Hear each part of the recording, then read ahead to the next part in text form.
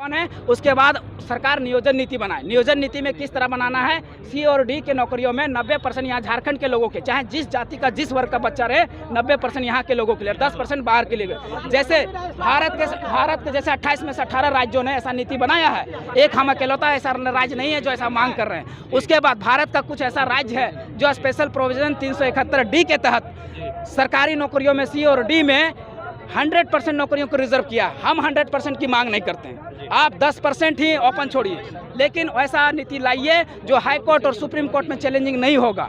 हम बताते हैं कि किस तरह का नियोजन नीति लाना है। आपको सी और डी में 90% हमारे लिए, 10% बाहर के लिए, ये हो गया। और जो बी का नौकरी है यानी ऑफिसर का जो पद है उसमें 75 या 80% हमारे झारखंड के बच्चों के लिए और 25% या 20% बाहर के लोगों के लिए। जैसे हम अगर बिहार में बीपीएससी का फॉर्म भरते हैं या बीएसएससी का फॉर्म भरते हैं तो हम भी 10% में भरते हैं, हम वहाँ 40% में नहीं भरते हैं। किसी भी भारत का कोई भी राज्य चल जाइए, किसी भी राज्य में घूम के आ जाइए, ये झारखंड एक है बाबा जी को ढाबा बनाया जहाँ 40% ओपन कर दिया गया। तो हम इसी का आगे सुन लीजिए, उसके बाद आप सवाल कीजिएगा। उसके बाद जब ये नियोजन नीति बन जाएगा, उसके बाद नियोजन में हमारी जो क्षेत्रीय जनजातीय भाषा है उसको नियोजन में जोड़ा जाए। ऐसा जैसे 5 जनजातीय भाषा है, संथाली, मुंडारी, कुड़ुक और खड़िया, और 4 क्षेत्रीय भाषा खोरठा, कुड़माली, नागपुरी और पंच परगनिया। इन भाषाओं के आधार पर, मतलब ये जो भाषा जानेंगे वही झारखंड में नौकरी ले पाएंगे। जैसे बंगाल में अगर हम फॉर्म भरते हैं तो हमको बंगाली जानना अनिवार्य होता है, जब हम महाराष्ट्र में फॉर्म भरते हैं तो मराठी जानना अनिवार्य होता है, जब गोवा में फॉर्म भरते हैं तो वहाँ कोंकणी जानना अनिवार्य होता है, जब उड़ीसा में फॉर्म भरते हैं तो ओडिया जानना अनिवार्य होता है, तभी आप नौकरी कर सकते हैं। उड़ीसा सरकार तो यहाँ तक कह दिए कि must to be able read write and speak Odia language, then आप फॉर्म वहाँ भर सकते हैं। उसके बाद एक कॉलम नया जोड़ती है कि आपको ओडिया लैंग्वेज में 7वां क्लास पास होना चाहिए, तभी आप वहाँ नौकरी ले सकते हैं। तो उस तरह का हमारे यहाँ भी बैरियर लगाया जाए। लेकिन अभी देखिएगा झारखंड सरकार ने जो 2 वैकेंसियाँ निकाली है लैब असिस्टेंट की और पीजीटी के, उसमें कोई भी बैरियर नहीं रहने दिया, ना स्थानीयता का क्रमांक संख्या माना है, ना भाषाओं का बैरियर लगाया, पूरा ओपन छोड़ दिया, ओपन फॉर ऑल। यानी 100 सीट है उसमें 40 सीट बाहर होकर चला जाएगा, वही सरकार बनाएंगे। आखिर किस सरकार की मतलब हम लोग से मतलब करें, वो उम्मीद कोई नया आएगी, जो नया फ्रंट आएगी, थर्ड फ्रंट आएगी और एक नया उलगुलान करेगी, एक नया शुरुआत करेगी जो झारखंड में शिक्षा, स्वास्थ्य, पानी, बिजली और रोजगार की व्यवस्था करेगी।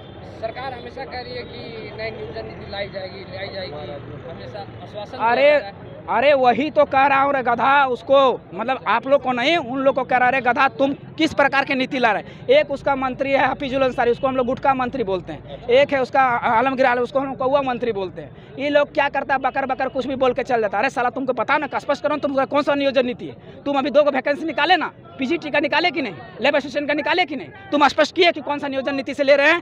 तुम ही तो घोषणा नहीं कर रहे हो, तुम स्पष्ट करो कौन सा नियोजन नीति में ला रहे हो। हम तो कह रहे हैं तुम नियोजन नीति को स्पष्ट करो कि तुम 60-40 का नियोजन नीति में ला रहे हो कि 1932 के खतियान आधारित नियोजन नीति बनाए हो, बताओ हमें। वही तो हम कह रहे हैं, हम कहाँ कौन सा मांग कर रहे हैं, लेकिन बता ही नहीं रहे। खाली उलूम जुलूम घुमाने का काम किया जा रहा है जो अब नहीं चलेगा, केवल ठगने का काम किया जाएगा। और जब फॉर्म निकलता है तो वहाँ लिख दिया जाता है कि सभी राज्यों के छात्र भर सकते हैं, पूरा भारत के नागरिक फॉर्म भर सकते हैं। जब आप 60-40 की नीति से एग्जाम नहीं ले रहे हैं तो फिर ऐसे ओपन कैसे हो गया। तो वहाँ झारखंड का निवासी क्यों नहीं लिखाया, सवाल बनता है कि नहीं बनता, आप ही पूछ के देखिए। अगर ओपन नहीं है तो 60-40 का नीति नहीं है तो वहाँ भारत का नागरिक फॉर्म कैसे भर रहा है, वहाँ झारखंड का निवासी फॉर्म भरना चाहिए। पूछताछ के क्रम में हिजबुल हसन बोले कि ये 60-40 नीति है, टेम्पोररी है। तो अच्छा एक बात बताइए, हम ही पूछते हैं, सरकार का कार्मिक विभाग की डाटा है कि 3.5 लाख वैकेंसी सरकारी नौकरी जो है खाली है, 3.5 लाख। अगर 3.5 लाख वैकेंसी अगर टेम्परेरी नीति में ही अगर भर ली जाती है तो हम परमानेंट नीति बना के क्या अचार डालेंगे, अचार नहीं ना डालेंगे। तो सबसे पहले हम इतना दिन 3.5 साल तक तो तुम नीति बना नहीं पाए, 6 महीना हम और इंतजार कर लेंगे। तुम स्थानीय पहले परिभाषित करो झारखंडी कौन है, स्थानीय नीति बनाओ, फिर नियोजन नीति बनाओ, उसके बाद तुम नौकरी धड़ाधड़ लो। लेकिन ये टेम्परेरी परमानेंट नहीं, टेम्परेरी कुछ नहीं होता है, परमानेंट नीति बनाओ जिसमें 3.5 लाख वैकेंसी है उसको फुलफिल करो। नहीं तो ऐसा ना हो कि 1 लाख अगर मान लीजिए फॉर्म नौकरी लिया जाता है तो 40,000 ऐसा ना हो कि 40% में 40,000 लोग बाहर के घुस जाए। अच्छा, अगर मुख्यमंत्री के रवैये में क्या कहेंगे कि आखिर जो छात्रों के साथ मारपीट की गई और जो मतलब क्रूरता की गई, उन सवालों को लेकर मुख्यमंत्री अपना मुँह मोड़ते नजर आए, उस पर कुछ बोलना चाहेंगे आप? देखिए पता नहीं, जब रघुवर दास बर्बरता करती थी, क्रूरता करती थी, तो 6ठा जेपीएससी में यही हेमंत सोरेन हमारे सामने आके बोलता था कि हमारी सरकार बनेगी तो हम 1932 के खतियान आधारित स्थानीय नीति नियोजन नीति बनाएंगे। उसका मैनिफेस्टो में शामिल था और ये भी बोली थी कि जेपीएससी का हर साल 2 एग्जाम लेंगे, 5 लाख नौकरियां देंगे, उसका मैनिफेस्टो में शामिल है। और पता नहीं वहाँ पर सत्ता बैठने पर सब छात्रों को भूल गई। तो इसको हम क्या कहेंगे? धोखा है, धोखेबाजी तो कहेंगे, धोखेबाजी ना कहेंगे। हम लोग तो यही बोलते हैं, धोखेबाजी बोलते हैं। अगला आप लोग कोई दूसरा भाषा बोलते होंगे तो हमें नहीं पता, लेकिन हम लोग धोखेबाजी उसको बोलते हैं। धन्यवाद।